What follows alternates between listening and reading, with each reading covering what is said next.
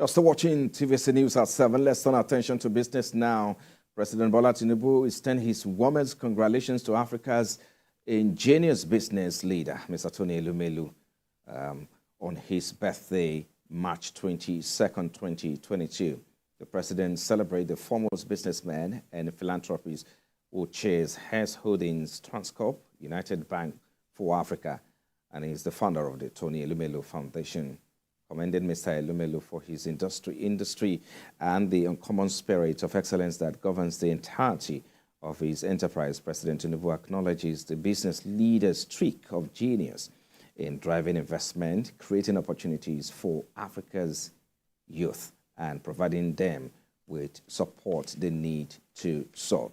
The president thanks Mr. Elumelu, who was named on Time's list of 100 most influential people in the world in 2020 for his steadfast trust and faith in the certainty of a greater Nigeria and for always projecting the best for the nation. And away from there now, the Federation Account Allocation Committee shared 1.15 trillion naira to the three-thirds of government for February 2024 from a gross total of 2.32 trillion naira. This was revealed in a statement signed by its Director, Press and Public Relations, Mr. Mohammed Manga, after its February 2024 meeting chaired by the Minister of Finance and Coordinating Minister of the Economy, Mr. Wale Edo. The document showed the total revenue distribution for the month was drawn from statutory revenue of 101.34 billion naira, VAT of 428.8 billion, 15.15 billion and 607.44 billion from exchange difference, bringing the total distributable amount for the month to 1.15 trillion naira, while the federal government received 352.4 billion.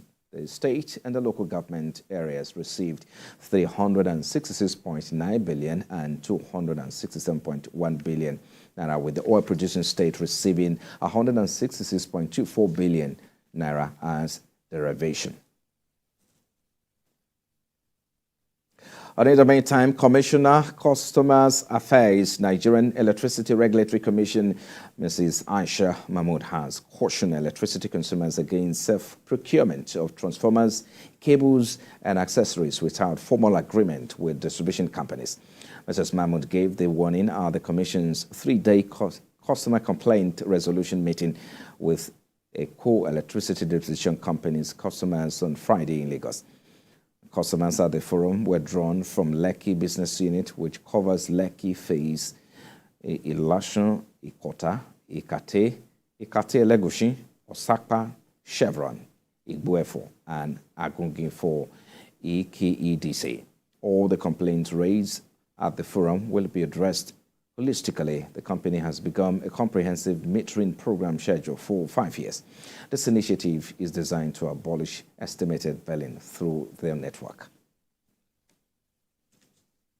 The law that established the commission, that's the Electricity Act, has placed enormous responsibility on the shoulder of the regulator.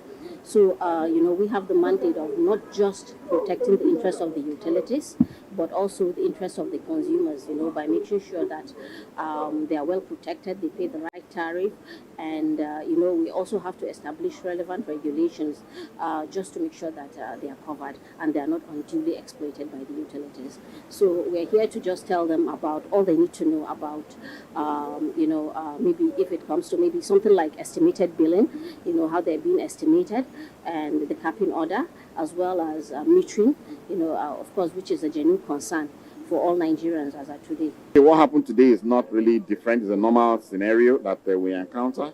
More of customers laying down their complaints, and us being able to provide an answer, to the issues that they raised.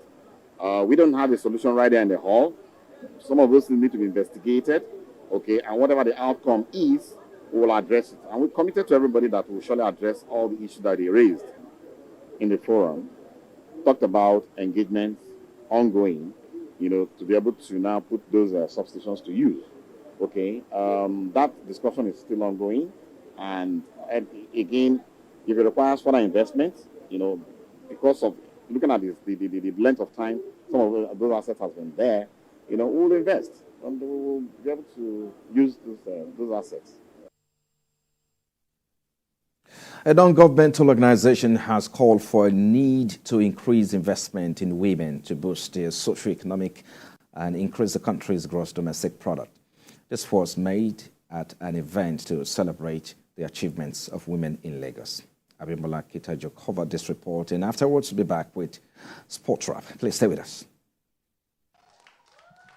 Academy of Women Entrepreneur Alumni Association takes the lead in training the next generation of female founders to take on the world by harnessing the power of public-private sponsors, local partnerships, and the United States government to help women and their businesses grow.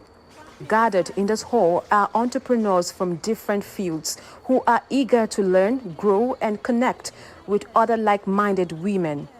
At a conference themed Count Her In, Invest in Women and Accelerate Progress, women were encouraged to build and equip themselves to succeed in a challenging business environment.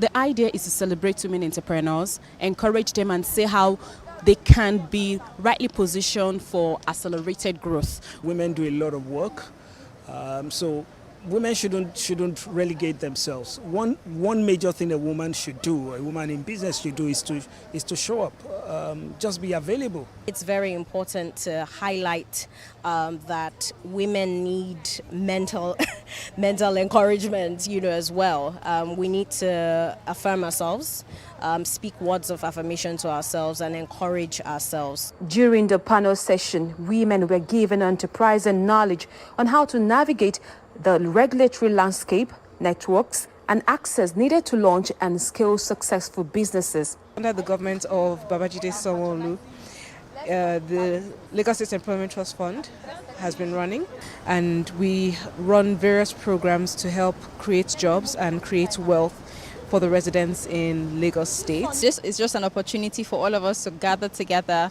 network with one another, find more business deals, also expose our women as well to export readiness, to help them assess the products that are export ready. Women entrepreneurs is a very beautiful place to be in. I joined the 2021 cohort, and I will tell you, from that time, my life have not been the same. The association reiterates its commitment to promoting opportunities for women and ensuring they have the capabilities and resources needed to play actively in the economy.